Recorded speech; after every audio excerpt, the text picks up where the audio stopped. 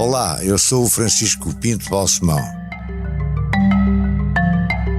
Este é o podcast Deixar o Mundo Melhor.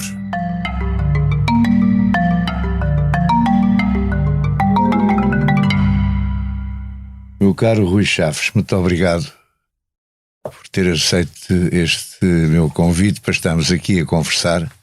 O leitmotiv deste conjunto de podcasts, como sabe, é deixar o mundo um pouco melhor.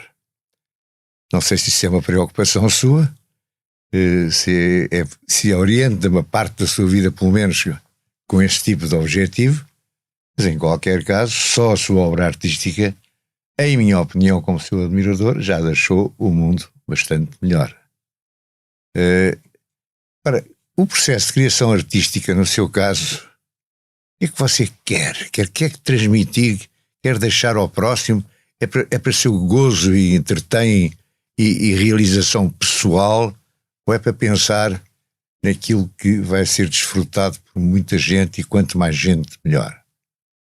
Começo por agradecer o convite. Isto é um convite fantástico e espero estar à altura da expectativa, e é sempre um prazer falar com o Francisco e pensarmos um pouco. Eu acho sinceramente que enquanto artista não faço os trabalhos, não faço o que tenho a fazer para mim. Ou seja, não é uma coisa para mim, também é para mim, mas é muito à espera que chegue alguém.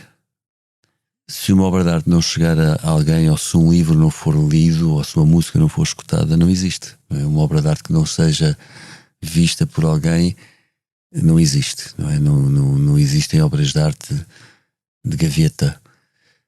Uma obra de arte, ou qualquer tipo de obra, qualquer tipo de criação, até como disse, um livro, não é? Ou uma música, funciona quando chega alguém, quando toca alguém, nem que seja uma só pessoa, no meio de milhares, e por isso não estou muito naquela posição de fazer as coisas para mim, ou para o meu gozo, ou para o meu prazer. Não passa mais por aí. Sinto mais que as coisas têm que fazer sentido para mim, e espero que façam sentido para alguém. Não sei de que maneira, é sempre uma aventura. Mas se há essa, não digo preocupação, mas há esse objetivo de fazer chegar a um número grande de pessoas, há uma mensagem que vai com a obra de arte, ou não? Não há mensagem nenhuma. Eu não quero dizer nada com a obra de arte. Acho que a obra de arte não tem mesmo nenhum significado, nenhuma mensagem. Pelo menos no meu caso, eu não tenho nada a dizer às pessoas, nem a minha obra tem nada a dizer às pessoas. O que acontece precisamente é quando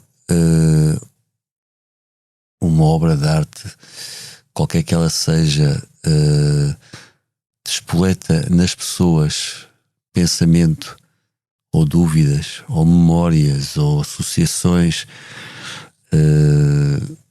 quando se semeia nas pessoas novas ideias, aí sim acontece qualquer coisa. Eu não tenho grande interesse por obras de arte com mensagem, porque acho que isso pertence mais ao universo da comunicação. E a arte não é comunicação. A arte é transmissão de forças, é acordar forças, é... Que forças? Forças que andam no ar, forças que as pessoas trazem consigo. Como é que as capta? Para depois as transmitir? Às vezes a pessoa capta, às vezes não capta, às vezes não se consegue, é sempre uma tentativa, às vezes é um fracasso, às vezes não se consegue estar atento. Eu acho que é preciso estar muito atento a nós próprios, mas muito atento também ao mundo e ao nosso lugar no mundo. E sobretudo saber que, sobretudo a nível do humano, na nossa posição enquanto humanos, somos realmente todos a mesma coisa, somos todos iguais, não é? E é preciso estar sempre muito atento para perceber qual é a nossa posição no mundo, e se estamos a criar alguma coisa que vá trazer alguma coisa ao mundo, nomeadamente, no meu caso, eu sou um escultor, vou trazer um pouco de matéria, um pouco de um objeto mais, que ou é lixo ou não, não é? Pode ser lixo, se eu falhar é um bocado de lixo, com encher o mundo mais com lixo. E quem é que decide se é lixo? Ninguém decide, nunca saberei. Nunca saberei. Nunca saberei, depende de como as obras de arte depois conseguem criar o seu próprio espaço, conseguem criar o seu lugar, conseguem habitar nas pessoas, ou no coração das pessoas, ou na cabeça das pessoas. Mas na verdade nunca saberei. Acho que nunca artista nenhum saberá se o que fez foi lixo ou não. Acho que não há maneira de... Mas quanto mais pessoas visitam uma obra, quanto mais pessoas aplaudem, não digo no sentido literal da palavra de bater palmas, uma obra, mas em princípio essa obra não é lixo. Pode ser, precisamente. Eu acho que não tem nada a ver com a quantidade de pessoas, e penso que nunca procurei chegar ao maior número possível de pessoas. Não é isso que interessa. A mim interessa que posso chegar a uma pessoa ou duas. Não me interessa chegar. Ou seja, não acho mesmo que o número ou a quantidade de pessoas que possam chegar a uma obra de arte automaticamente a tornem melhor ou menos lixo. Eu acho que todos sabemos que há obras de arte que são autêntico lixo e que têm milhares de pessoas a gostar delas e bater palmas. Quer dizer, isso não é novidade nenhuma, e não é de facto a maneira de calcular se uma obra de arte é lixo ou não a quantidade de pessoas que gosta delas. Mas para si o reconhecimento público, saber que há muita gente a ir visitar e apreciar uma obra sua, é positivo ou não? É positivo, mas não é determinante, não é decisivo, não é? Porque se as pessoas forem muitas, mas forem com os olhos fechados, não veem nada, não é? E se forem poucas e forem com os olhos abertos, se calhar veem mais. Eu desconfio muito da lógica dos números no que diz respeito à arte, na lógica da quantidade de pessoas, na lógica do número de bilhetes vendido ou de visitantes. Não sei se isso se aplica ao pensamento artístico como se aplica a outras coisas, não é? Noutras coisas, evidentemente que a quantidade de pessoas que adere é um sinal inequívoco da qualidade das coisas. Acho que sim. Isso aplica-se ao tamanho, à dimensão da obra. Uma obra de 20 centímetros, em princípio, será menos visível, entre aspas, menos espetacular, menos atraente do que uma obra como aquela que está a ser instalada agora em Serralves, uma obra sua, que, pelo que eu sei, tem 6 metros de altura. Não é? Sim, ainda não está a ser instalada. Irá ser. Está a ser produzida. São 6 metros, não é? Sim. Não são comparáveis. São. Para si são? Sim, pode ser tão importante uma como a outra? Absolutamente. Uma escultura de Giacometti com 2 centímetros de altura tem mais força do que uma escultura muito grande de outras pessoas, se calhar de 6 metros minha, por exemplo. Não, eu acho que há peças, esculturas que não têm diretamente uma relação. As esculturas não têm uma relação matemática com a sua dimensão. Há esculturas minúsculas que têm uma força incrível, são poderosíssimas, e há esculturas gigantes que não têm força nenhuma, são só desperdício de material e de cores e de espaço. Mas, por exemplo, quando uma cidade como Bamberg o acolhe da maneira que eu já vi e lhe pede, lhe encomenda um conjunto grande de obras, não sei quantas obras suas estão expostas permanentemente em Bamberg, mas são várias. Sim. Isso é uma consagração, mas é também uma aproximação sua de um conjunto permanente de pessoas que são pelo menos os residentes em Bamberg. Sim, claro, lá está. Bamberg é um caso exemplar de uma pequena história. Ou seja, Bamberg é uma cidade relativamente pequena, e na qual de facto tem bastantes esculturas, deve ter umas 4 permanentes, mas já tive uma exposição grande em 2018 com umas 15 esculturas espalhadas pelo sítio, e conseguiram construir de facto uma relação com a população, uma relação muito afetuosa, muito direta. As pessoas gostaram das esculturas, as pessoas quiseram as esculturas, e estamos a falar de uma exposição que aconteceu durante 6 meses e que teve um acolhimento muito grande da comunidade. Chama-se mesmo comunidade, não é? Os alemães têm muito sentido comunitário, ou seja, quando a cidade, a um certo momento, quando o Presidente da Câmara decidiu comprar uma das esculturas, não só tornou pública essa intenção, como fez uma espécie de fundraising com a cidade para as pessoas também darem qualquer dinheiro, não é? Que podia ser €1 até centenas, depende da pessoa, até a empresa e tudo. Isso achei muito, muito interessante, porque é um sinal de que a tal comunidade, o tal sentido comunitário existe, e na Alemanha existe bastante, em que as pessoas dizem: ok, queremos estas esculturas, então vamos todos dar qualquer coisa, o que pudermos, e a escultura pertence um pouco a todos, não é?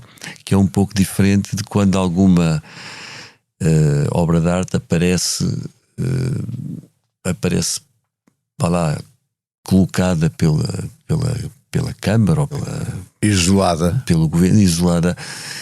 Não quer dizer, não estou a dizer que seja pior, mas achei muito bonito no caso da Alemanha esse apelo à população para participar no processo de arranjar dinheiro para comprar uma escultura minha. E arranjaram, e pagaram, e a escultura está lá, mas passou exatamente por um apelo à comunidade que, na verdade, para voltar à primeira questão, não sei se são milhões de pessoas, se são milhares, se são centenas, se são dezenas. O certo é que houve muitas pessoas que quiseram ter a escultura e deram dinheiro por isso, nem que fosse €1 ou €10, não é?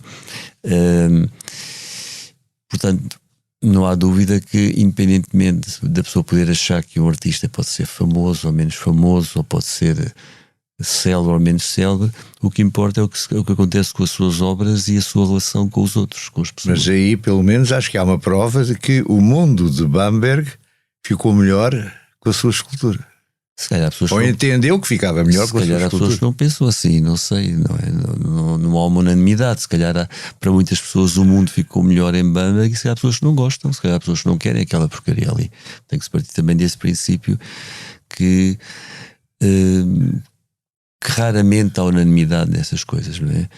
Porque nem todas as pessoas têm a mesma relação com a arte, nem com o espírito, nem com as formas, nem com as cores. De certeza que há pessoas que não gostam da escultura, não é? Não vou pensar que todas as pessoas gostam da minha escultura. Isso seria... Você escolhe como matéria-prima o ferro, não é verdade? Só o ferro. E é ferro, não é uma matéria-prima? Sim. E escuro. Ferro, depois pinto de preto, sim. Depois pinta. E esse é uma característica, digamos, fundamental ou persistente da sua obra. Eu, quando era muito novo e quando era estudante também de Belas Artes, experimentei fazer esculturas em madeira, em plástico, em pedra, em mármore, mas rapidamente percebi que o material que era mais interessante para mim, que era mais adequado a mim, era o ferro, o aço. E portanto passei a trabalhar exclusivamente em ferro e em aço. É duro e é escuro. É duro, mas trabalha-se com o fogo, não é? O fogo amolece-o, o fogo faz derreter, o fogo faz juntar-se. É um material que é, na verdade, racionalmente, a escolha do ferro. Ou seja, posso escolher o ferro de uma forma de paixão, não é? De ser um elemento da terra que é trabalhado com o fogo, mas também posso escolher racionalmente. E racionalmente o ferro é um material que chegou tarde ao mundo da arte. Tarde. Chegou com a Revolução Industrial, não é? Antes disso, o ferro era sobretudo um material, e ainda é, utilitário, Com o ferro fazem-se enxadas, fazem-se espadas, fazem-se tanques de guerra, fazem-se aviões, fazem-se martelos. Portanto, é um material que sempre trouxe a vida e a morte. Ao mesmo tempo também trouxe enxadas para a agricultura, mas só muito tarde, e só, aliás, nem foi na Revolução Industrial, foi a partir da Revolução Industrial com a utilização do ferro na arquitetura, e já no século XX, com o Júlio González e o Picasso, começaram a experimentar fazer esculturas com aquele material que nunca tinha sido usado para a arte, que era o ferro. Portanto, a história do ferro na arte é relativamente recente. É. A história do ferro é antiga, mas a um nível muito de relação com o mundo real, não é? Ferramentas, armas, armaduras. Portanto, e isso interessa muito, essa utilização do ferro no mundo real e simultaneamente também no mundo artístico, que é uma história recente. Falar um pouco da sua vida. A sua formação universitária é em Belas Artes, em Lisboa. Sim. E nasceu em Lisboa? Nasci em Lisboa. E o curso de escultura também fiz em Lisboa. 5 anos, na altura eram 5 anos. E gostou? E gostei e aprendi muitas coisas, sobretudo aprendi muito a trabalhar o ferro, porque foi na... E como é que se processa a sua ligação à Alemanha? Você fala alemão correntemente? Sim, a Alemanha foi sendo uma paixão que foi nascendo quando eu, não sei, talvez tivesse 18 anos, 19, não sei, comecei... Já falava alemão aqui? Aprendi com 18 anos ou 19 ou 20, já não me lembro, mas já lia muita literatura alemã e era uma coisa que me interessava muito. E a literatura alemã, que eu tinha começado a ler muito cedo, o Rilke, por exemplo, tinha começado a ler com 16 anos, talvez, comecei a perceber que mas a única poesia, maneira... sobretudo, que lia? Sim, poesia e não só, também ensaios, mas sim, poesia muito. Havia um grande tradutor de poesia alemã, que era o Paulo Quintela, que era o grande germanista na altura, e que é agora o João Barrento, não é? No fundo, seria o Paulo Quintela na altura. E comecei a ler muita poesia até perceber que para entrar mesmo no coração da poesia alemã tinha que saber alemão. E então decidi aprender alemão e aprendi alemão. E hoje em dia escreve alemão facilmente? Sim, escrevo, leio, falo, sim, é como uma segunda língua. Penso em alemão às vezes. E inglês, por exemplo? Também. Aliás, é uma coisa curiosa porque o inglês tornou-se a língua franca do mundo inteiro.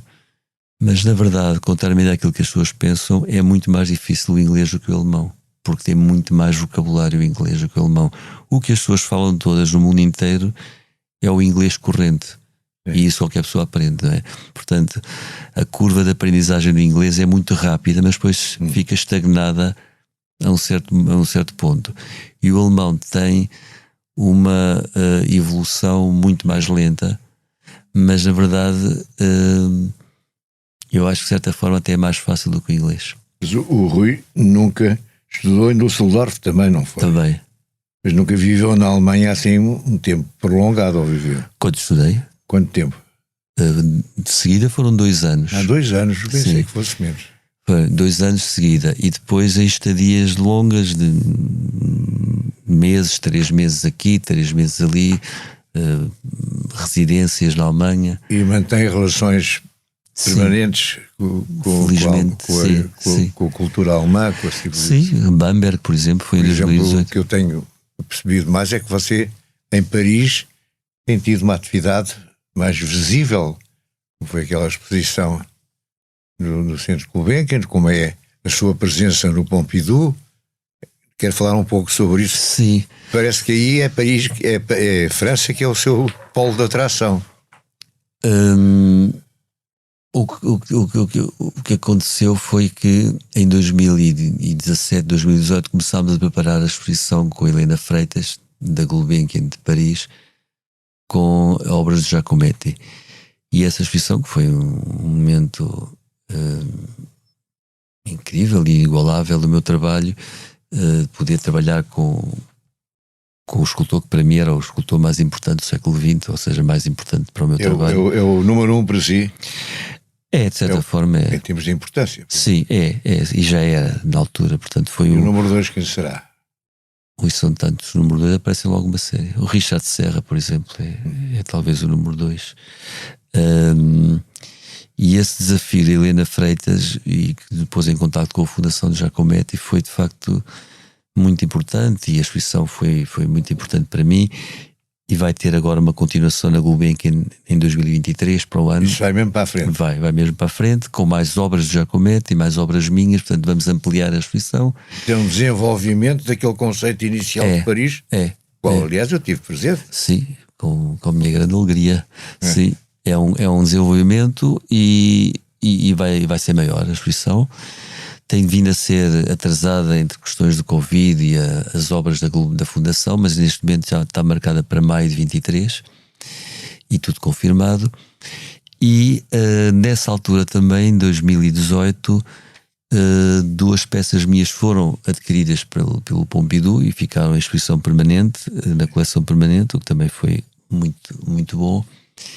E mais ou menos desde 2019 que começámos a preparar uma exposição no Pompidou com o Pedro Costa e com o Paulo Zolino e comigo. Portanto, desde 2019, 2020 preparámos uma exposição que consiste numa junção no Pompidou dos filmes do Pedro Costa, das fotografias do Paulo Zolino e das minhas esculturas. Portanto, são várias salas. Entretanto, com a pandemia e o Covid foi sendo adiada e, infelizmente, como tanta coisa, e neste momento já está confirmada para dia 8 de junho em Paris, no Pompidou, uma exposição que entretanto também cresceu, já vai com 4 salas, portanto é uma exposição... Não é maior, bastante maior. É, maior do que era ao início, foi crescendo, não é? É crescendo.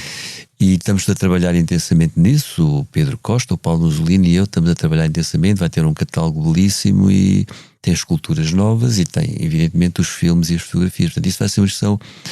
de facto uma ocasião extraordinária, não é? de expor no Pompidou e com estes 2 grandes artistas e esta junção entre técnicas e linguagens que se tocam em alguns pontos, mas que são completamente diferentes. Você neste momento está envolvido por mérito próprio e ainda bem em várias atividades, é Serralves, é isto que acabámos de falar, Pompidou, Paris. Não lhe tira muito tempo para trabalhar. Isto é trabalho. Isto é trabalho. Mas quando eu digo trabalho, você percebe o que eu quero dizer. Para estar ali no ateliê. Eu acho que há anos mais intensos do que outros, não é? Na vida de qualquer pessoa. Na vida de trabalho e na vida pessoal de qualquer pessoa, há sempre anos mais intensos do que outros. Este ano, e eu acho que teve muito a ver também com a pandemia, as exposições foram sendo adiadas e finalmente, quando foram marcadas, o calendário ficou apertado. Portanto, a 8 de junho inauguramos o Pompidou e imagino que por volta de 20 de julho, ainda não está a data fixada, inauguro uma exposição individual em Serralves, uma exposição grande no parque e no interior, portanto uma exposição com muitas peças. E isso foi uma coincidência, porque a exposição do Pompidou já era para ter sido em 21 e depois em 22. Agora passou... Não, era para ser em 20 e depois para 21. Agora passou para 22. E tudo isso, obviamente, que tira muito tempo do ateliê, não é? Tira muito tempo do ateliê, mas também não há volta a dar, não é? Tem que se fazer um catálogo, tem que se fazer um livro, tem que se preparar tudo, tem que se viajar e ver os sítios. A exposição em Serralves, como é individual, é um contacto direto com os curadores, com o museu, se calhar um contacto mais rápido, não é? Mais fácil também para si, não é? Sim, mais fácil, porque cada vez que fazemos uma reunião somos só nós, não é? Claro. A exposição no Pompidou, como somos 3 artistas, não é? E temos que tomar em consideração o trabalho e as opiniões de cada um de nós. As reuniões tornam-se sempre mais complexas, porque há mais opiniões em cima da mesa, não é? Mais dúvidas, mais intenções. Mas é extraordinário, é tudo trabalho. Não me posso queixar. O Rui tem 3 filhos, tem uma mulher encantadora, que eu tenho o prazer de conhecer. Eles, a sua mulher e os seus filhos, interessam-se pela sua obra, opinam sobre a sua obra, ou é um compartimento separado? Vocês têm umas férias fantásticas. Sim. Em sítios também nós tentamos fazer inesperados, etc. Sim, Nós tentamos fazer muita coisa com os miúdos, que entretanto já foram crescendo, não é? Como as crianças não param de crescer. É mais difícil agarrá-los agora. É mais difícil agarrá-los agora, e ainda bem que é assim a vida. E tentamos ter muito tempo com eles e na verdade conseguimos. Não é verdade? Conseguimos estar muito tempo com eles nas férias e durante o ano também. E eu acho que eles se interessam pelas exposições, sim. Cada um à sua maneira, evitam inaugurações. Mas dão-lhe opiniões, criticam a sua obra, dizem não gosto desta, gosto daquela, porque é que não fazes assim, ou assado? Não, eu acho que eles olham mais as coisas e reagem às coisas, gostam mais de umas coisas do que de outras, como é evidente. Isso em relação aos filhos acho que é absolutamente normal. Cada um reage à sua maneira e uns gostam mais, outros gostam menos e interessam-se, vão vendo as coisas. Também nunca me apeteceu muito forçá-los a ver as coisas, não é? Tem que ser mais fluido.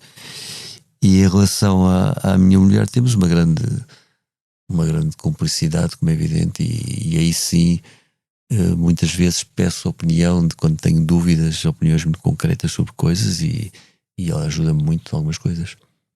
E a sua inspiração é quando anda de moto sozinho? Também. Ou é quando está no ateliê a pensar o que é que vou fazer a seguir? Eu não acredito. Ou chega ao ateliê, vem com uma ideia e diz, é agora que vou fazer isto? Como é que é? Como é que é o processo criativo na prática, no dia a dia? O processo criativo, eu acho que não tem a ver com inspiração. Eu acho que os artistas, se relacionam, como é evidente, relacionam de uma forma diferente com o trabalho. Mas no geral, eu acho que os artistas nunca param de trabalhar. Estão sempre a pensar, mesmo quando não estão a fazer nada, estão a pensar. Imagino eu, é o que acontece comigo, imagino que acontece assim com todos os artistas. E portanto esta história de estar sempre a pensar e estar sempre a observar leva-nos de repente a chegar a conclusões. E eu muitas vezes tenho que escrever uma ideia que tive num papelinho ou fazer um desenho que me vai servir de ponto de partida para outro trabalho. É verdade, já reparei. Às vezes estamos a almoçar e você escreve qualquer coisa. É verdade. Infelizmente tenho esse mau hábito. Disso. Tenho esse mau hábito de estar sempre a escrever ideias e a ter ideias e coisas que me vão alimentar trabalhos futuros. E quando chego ao ateliê, normalmente já sei muito bem o que é para fazer, não é? Até porque a escultura em ferro e eu, tirando as peças grandes que são feitas em fábricas, comigo e com várias pessoas, as peças de tamanho médio ou pequeno são feitas sozinho no ateliê, não partilho espaço. Eu, quando chego lá, até por uma questão técnica, já tenho que saber o que é fazer, porque não é o mesmo que fazer um desenho ou uma aguarela que a pessoa a machuca, enganou-se e atira para o lixo. Uma escultura não se atira para o lixo assim facilmente, não é? Portanto, não há tanta inspiração no momento do ateliê. Sim. O que há é, às vezes há assim umas epifanias quando vou a guiar, por exemplo. Pode acontecer. Ou às vezes quando estou a ouvir o vento, muitas vezes acontece virem soluções para coisas. Deixar o mundo melhor tem o patrocínio da Hyundai. Juntos avançamos para uma mobilidade mais sustentável. Porque o que move a Hyundai hoje é garantir um mundo melhor às gerações de amanhã. Hyundai. Mudamos o futuro. Eu apetecia-me continuar esta conversa, tinha muita coisa mais para aprender consigo, mas acho que estamos na hora. Eu gostava de lhe falar de um projeto, que eu não sei se você quer falar, mas que eu acompanhei também desde o princípio, que é uma propriedade no Alentejo, onde isso já vai haver obras suas, vai haver obra do arquiteto Amílcar Rebelo. Camilo Rebelo. Sim. O arquiteto Camilo Rebelo. Que é o arquiteto que entre outras coisas fez o Museu de Foscoa. Belíssimo Museu de Foscoa. Belíssimo Museu de Foscoa. Sim, eu acompanhei isso, aliás, por convite seu. Sim. E interessou-me, mas isso está parado, está a andar? Agora já está a andar outra vez. Esteve parado bastante tempo. Já começou há uns anos. É um projeto de uma casa para um cliente francês. e que é uma casa que o cliente, e que é nosso amigo também, desde o início quis que fosse uma mistura entre arquitetura e escultura. Portanto, tem uma componente de arquitetura habitável, não é? Mas depois tem muitos detalhes que são puramente sonhos de espaço, são fantasias de espaço, nem sempre de espaço útil. E o Camilo Rebelo, fomos convidados para fazer um projeto os dois juntos, e o Camilo Rebelo e eu desenvolvemos uma casa praticamente subterrânea, não é subterrânea, mas uma boa parte da casa está debaixo de terra, e com uma implantação no terreno em que, quando a pessoa está dentro da casa, vê imediatamente o terreno quase a entrar por dentro da casa, portanto muito, muito, muito rasante, e é um terreno no Alentejo muito bonito, com vê-se o mar ao longe, certos pontos, e é uma mistura de escultura e pintura e arquitetura. Já levou várias voltas, entretanto já parou um pouco o projeto, mas já está retomado. É uma obra grande e pensamos que no final deste ano esteja acabada finalmente. Não será uma obra visitável pelo público, em princípio. Eu não sei qual é o futuro da obra, porque tudo é imprevisível, mas a partir é uma casa particular, não é? Que não é visitável pelo público, mas vai ser uma obra muito, muito, muito especial, muito rara, até porque tem uma identificação do espaço e uma aventura pelo espaço que por vezes não sabemos se é escultura, se é arquitetura. E o Camilo Rebelo, que é um grande arquiteto, como nós sabemos, dos melhores de Portugal, já não é a primeira vez que faz edifícios muito invulgares e sempre enfiados na terra, como aquela casa na Grécia, por exemplo. E é uma pessoa que tem uma relação com a espiritualidade do material muito rara também. Não é um arquiteto funcional, é um arquiteto espiritual. Mas é uma pessoa muito interessante e é uma pessoa que vale a pena muito inteligente, também, com quem vale a pena conversar.